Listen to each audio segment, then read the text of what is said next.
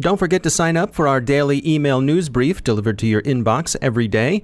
You can find out more about that on our website, thecyberwire.com. Olympic Destroyer may have started with a supply chain compromise back in December. The British Foreign Office blames Russia for NotPetya pseudoransomware, and the Russian Foreign Ministry says they didn't do anything. Trend Micro researchers find a new Monero cryptomining campaign underway. Coinherder phishes in altcoin wallets. The Satori botnet has expanded its target list. A new IoT botnet, DoubleDoor, gets into routers with a 1-2 punch. And the LoopX ICO vanishes into thin air.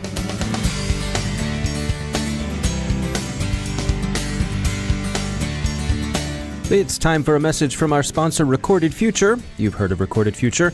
They're the real-time threat intelligence company. Their patented technology continuously analyzes the entire web to give InfoSec analysts unmatched insight into emerging threats. We subscribe to and read their Cyber Daily. They do some of the heavy lifting in collection and analysis that frees you to make the best informed decisions possible for your organization. Sign up for the Cyber Daily email, and every day you'll receive the top results for trending technical indicators that are crossing the web, cyber news, targeted industries, threat actors, exploited vulnerabilities, malware, suspicious IP addresses, and much more. Subscribe today and stay ahead of the cyber attacks. Go to recordedfuture.com/intel and subscribe for free threat intelligence updates from Recorded Future.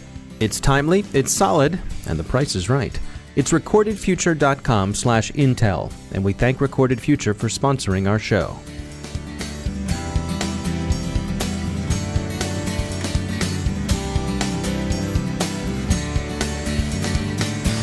Major funding of the CyberWire podcast is provided by Cylance.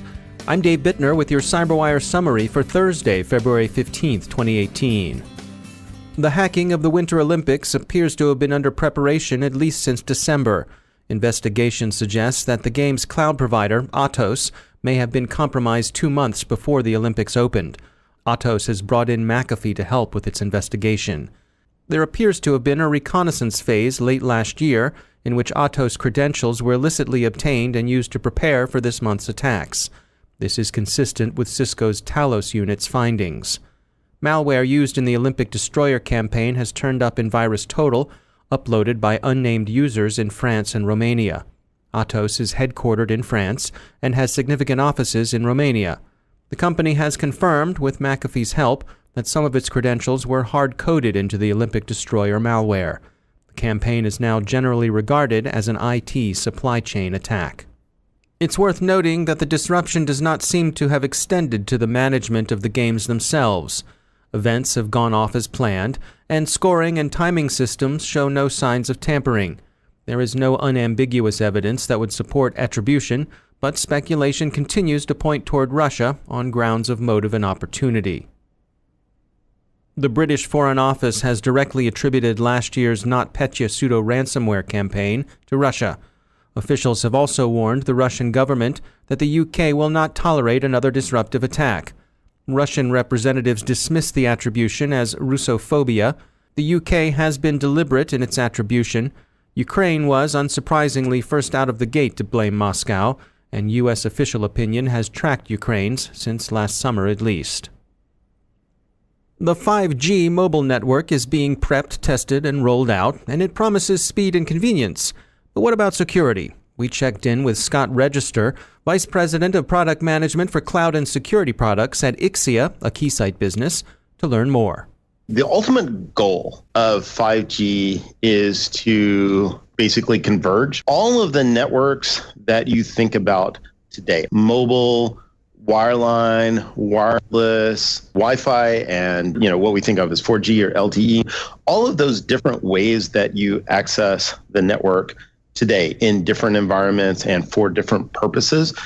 5G should ultimately sort of subsume all of those so that there is one very high-speed access mechanism that's available sort of anytime, anywhere. That's the goal. You have all these different things that are available on top of a shared infrastructure. One of the nice things about 5G is that, at least to get started, the providers can reuse a lot of the basic 4G infrastructure that they've built out now, and especially the service providers who have started to invest in, especially in NFV and SDN to help them scale and automate, those can move more quickly. But I think even late 18, early 19, you'll start to see kind of initial things at least build as 5G. Although I think it's going to, in reality, it will take multiple years, much like the transition from, if you think about the transition from 3G to 4G / LTE, there were lots of kind of marketing claims around that. Oh, we've got the first network. Well, it wasn't really full, LTE, even though it claimed 4G. So you'll see a couple of years involved in the rollout, but I think we'll start to see things, at least marketed that way, even late 18. And so from a security point of view, I would imagine, as we've gone through the various versions of wireless data technology, security has become more and more front and center. Are there any specific technologies in 5G that improve the security posture of it? Yes and no. There are some technologies being applied, but because of the scale, right? If you think about replacing all these different networks, the network in the coffee shop, the network in your house, the network in your office, network in the hospital. If you replace all of those with kind of one big network, management becomes difficult just because of the sheer scale. So automation becomes very, very important.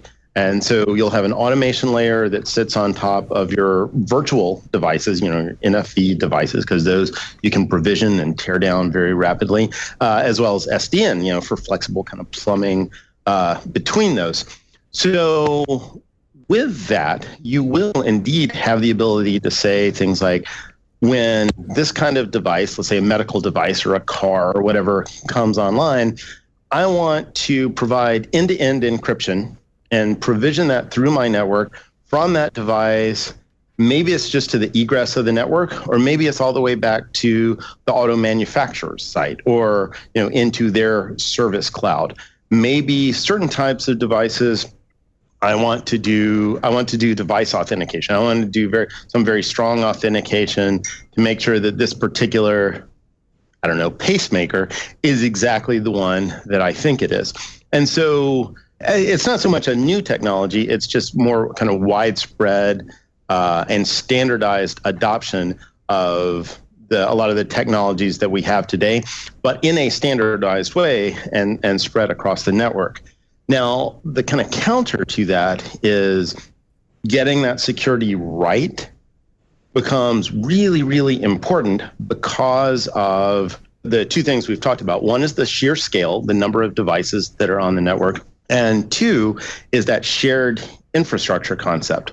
If you think about the biggest IoT denial service attack that we know of recently, like the Dyn attack, they use DNS coming from vulnerable webcams, like IoT devices, right? That was a massive attack, and it took down major DNS services on the East Coast, took lots of companies offline, et cetera. It was a big deal. And it kind of leveraged the sheer scale of IoT devices. Now, think about that device count, which was maybe in the just tens of thousands, and then multiply it out enormously. So maybe it's in the millions, or it's in the hundreds of millions. Think about the scale of what that kind of attack could look like, coupled with the fact that the network is not isolated, meaning, the internet is big and it's important to us, but you can maybe still talk to people inside your building, even if the internet is down. You can still make phone calls from your phone, even if DNS is down for major parts of the country. But if whatever security denial of service attack, maybe a denial of service attack, but not exactly looking the way that we think of one today, if that is able to impact not just the slice of the network that you're on, but the actual infrastructure that's providing services for all of these different slices, then that's a really bad thing, right? Because someone launches a denial of service based on some car network over here, and suddenly people's healthcare devices go offline, or they can't unlock their doors, or they can't get into their buildings, or they can't read email or whatever. That becomes a really big deal. So how we apply that security and how we make sure that it protects the infrastructure that underpins all of these, different provision networks, as well as, provide security for the end devices, provide things like end-to-end encryption. Yeah, that becomes even more important than it is today. That's Scott Register from Ixia. We have an extended version of our interview on our Patreon page. Our Patreon supporters get first access to it, and then in a few days, it'll be available for everyone. That's at patreon.com/thecyberwire. Researchers at security firm Trend Micro report that their sensors have detected vulnerabilities in Apache CouchDB that are being exploited in the wild by Monero cryptomining malware. Cryptojacking is currently drawing the most attention from cyber criminals, probably because it's relatively easy to pull off, even if the payout seems, if reports are to be believed, relatively small. The big money seems to be in straightforward scams. In one such campaign, Coinherder is now under investigation by the Ukrainian police with an assist from Cisco. Coinherder is a complex phishing operation that uses Google AdWords to poison search results in ways that induce victims to give up access to their wallets, which the criminals then proceed to loot. Losses from Coinherder are said to run to some $50 million. Botnets continue to be used for various criminal purposes. The Satori botnet is evolving, according to security firm NetLab 360, and now affects routers made by South Korea's Dasan networks. This development is regarded as serious by observers, if only because it's unlikely that the routers will ever be patched. The Securiteam Vulnerability Disclosure Service, part of the firm Beyond Security, told Ars Technica they tried without success to contact Dasan in October. Dasan has so far not commented, but about 40,000 routers could be susceptible to Satori. Satori, you'll recall, is a variant of Mirai. And researchers at New Sky Security say that their honeypots have detected the formation of a new IoT botnet.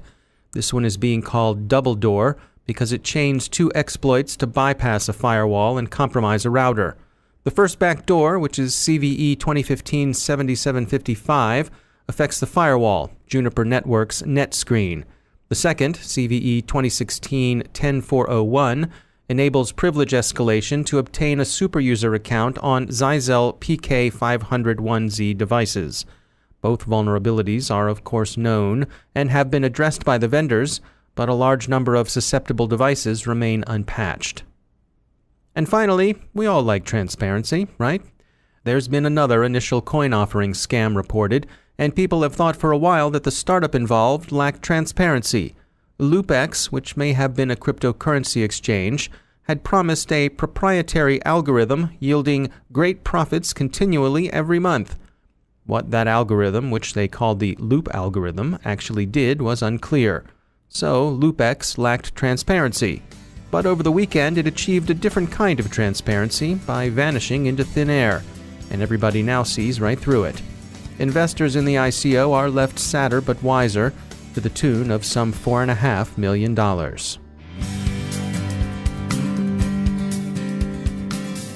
Time for a message from our sponsors at E8 Security.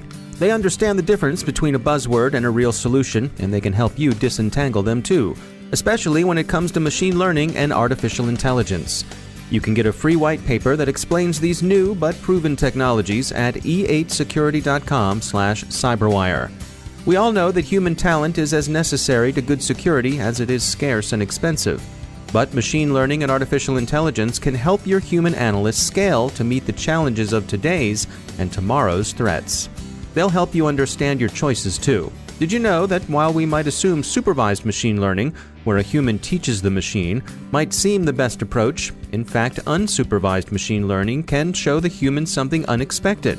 Cut through the glare of information overload and move from data to understanding. Check out e8security.com/cyberwire and find out more. Follow the behavior, find the threat. That's E8 Security. And we thank E8 for sponsoring our show.